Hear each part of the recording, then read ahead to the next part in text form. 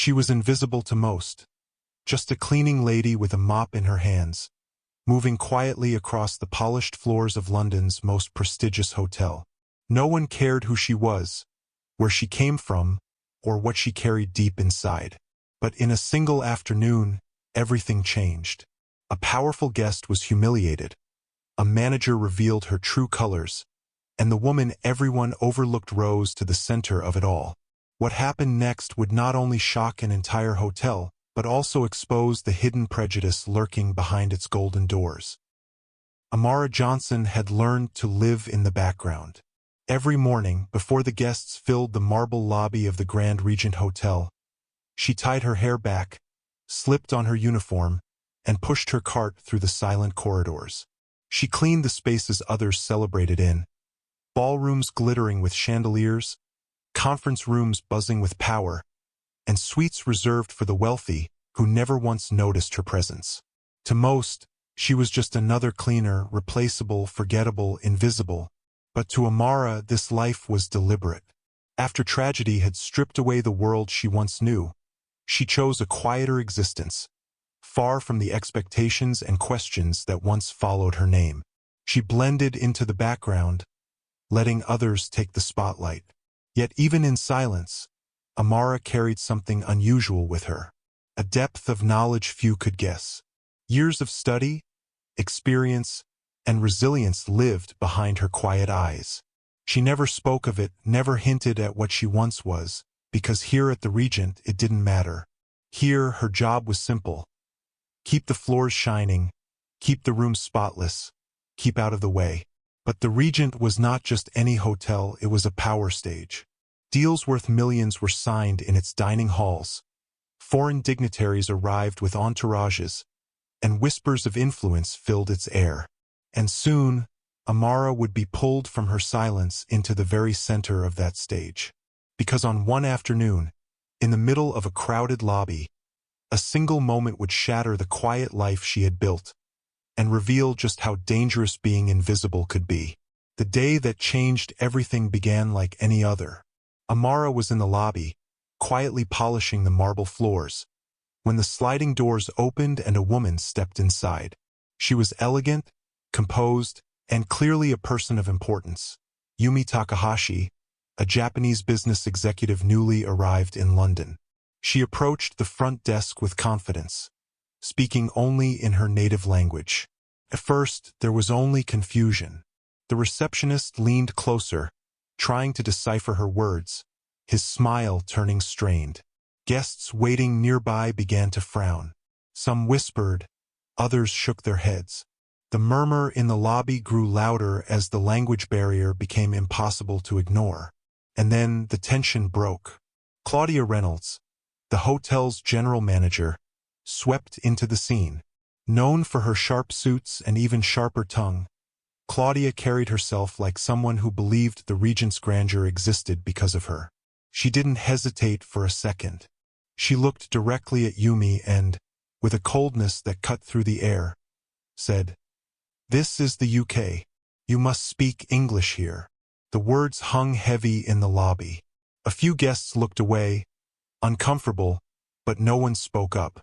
The receptionist lowered his eyes, pretending to type. It was easier to let the moment pass than to challenge the authority standing before them. But Amara couldn't stay silent. Something inside her refused to let those words settle unchallenged. Slowly, she set aside her mop, stepped forward, and addressed Yumi. In fluent, graceful Japanese. The entire room froze. Heads turned, jaws dropped. A cleaning lady, speaking the language effortlessly? Guests exchanged shocked glances as Amara offered tea, reassured Yumi, and calmly resolved what Claudia had escalated into humiliation. For one brief moment, Yumi smiled in relief. But Claudia's face told a different story. Her eyes burned with fury, her jaw clenched as though Amara had committed an unforgivable crime. To Claudia, this was not kindness. It was defiance. Moments later, Amara was dragged into the manager's office. Claudia's voice was low but venomous. She demanded that Amara issue a public apology, admit she had overstepped, and promised never to speak to guests again. To Claudia, Amara's role was clear: mop the floors, stay quiet, and remain invisible. But what Claudia didn't know was that Amara had been preparing for this moment. For 7 months, she had collected evidence: emails where Claudia mocked foreign names as impossible, photos of guests left waiting while locals were served first, audio clips of slurs spoken behind closed doors. Each insult, each act of quiet cruelty, had been documented and stored away. And now, as Claudia towered over her, demanding silence, Amara felt the weight of that evidence like a weapon hidden in plain sight.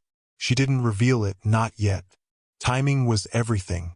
That night, Amara met privately with Yumi, away from the marble floors and crystal chandeliers.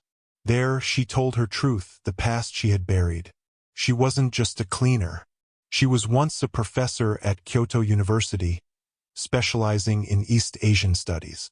Life had stripped her of that title, but not her knowledge, not her resilience. Yumi listened, her respect deepening with every word. And in that quiet meeting, a plan was born. A plan that would shake the region to its core, expose Claudia's prejudice, and prove that the woman they tried to silence had been holding the most powerful voice all along. But the real test was yet to come. The next morning, the hotel would face an evaluation, one that would determine its future. And Claudia had no idea that every move she made was about to be watched, recorded, and judged. The following morning, the Grand Regent bustled with its usual luxury. But beneath the surface, something far more critical was unfolding. An evaluation team from Takahashi Industries entered the lobby, 3 executives dressed with quiet authority. They spoke only in Japanese, deliberately testing the staff's response. The receptionist faltered. Claudia swept in, eager to assert control. She plastered on a smile, but it quickly slipped. "This is England," she snapped, her voice slicing through the air. "If you want service here, speak English." The words rippled through the room. Some guests shifted uncomfortably, others froze, but Claudia pressed on, her arrogance filling the marble hall. When one evaluator attempted to continue in Japanese, she rolled her eyes. These types of people, always expecting special treatment. Then, with a cruel smirk, she gestured toward Amara, standing silently nearby. "And don't expect help from her. She's just a simple black cleaner." The lobby fell silent. Phones lifted. Guests began recording. The insult echoed, heavy and undeniable. Amara's hands trembled, her heart pounding, but she held her ground. This was the moment she had been waiting for, the moment to bring truth into the light. And then Yumi stepped forward. Her calm presence silenced even Claudia's voice. With a measured breath, she revealed what no one expected. She wasn't just a guest. She was the CEO of Takahashi Industries, preparing to invest £60 million into the city. Gasps filled the lobby. Cameras flashed. Claudia's face drained of color. But Yumi wasn't finished. She pressed a button, and recordings played, emails, slurs, every ugly word Claudia thought she had buried. Screens lit up with undeniable proof of her discrimination. The crowd listened in stunned silence as the walls of power Claudia had built came crashing down around her. For Amara, the years of invisibility, the months of quiet preparation, all led to this single moment.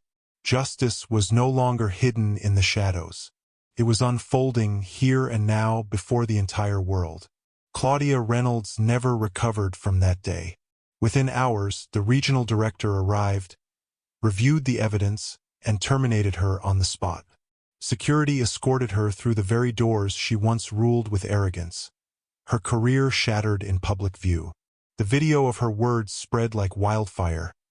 Millions watched as the face of luxury became the face of prejudice. But Amara's story didn't end in silence. The regional director offered her a management role, but Yumi saw something greater. She invited Amara to join Takahashi Industries as their global director of corporate ethics, leading diversity and inclusion across dozens of companies worldwide. 6 months later, Amara's office overlooked the skyline, not as a cleaner hidden in the background, but as a leader shaping policy and protecting others from the very injustice she had endured. And the Grand Regent? It was acquired by Takahashi Industries, transformed into a symbol of what hospitality should mean: dignity, respect, and belonging for every guest. In the lobby, a plaque was unveiled in honor of those who fight daily against prejudice, reminding every visitor that silence is never the answer. Yet the heart of this story goes beyond titles and positions. It is about what happens when a society tries to erase or refuses to disappear. It is about the courage to document, to resist, to hold on to truth until the moment comes to let it roar. Amara's journey shows us that racism thrives in silence, but it can be dismantled with courage, evidence, and unity. The question is not whether injustice exists. We see it, we hear it, we live it. The real question is, when the moment comes to stand against it, will we have the strength to rise, like Amara did? What do you think about Amara's story? Should more people like her be celebrated for standing up against injustice? If this story moved you, don't forget to like the video, share it with others, and subscribe to the channel for more powerful stories that reveal the truth behind racism and resilience.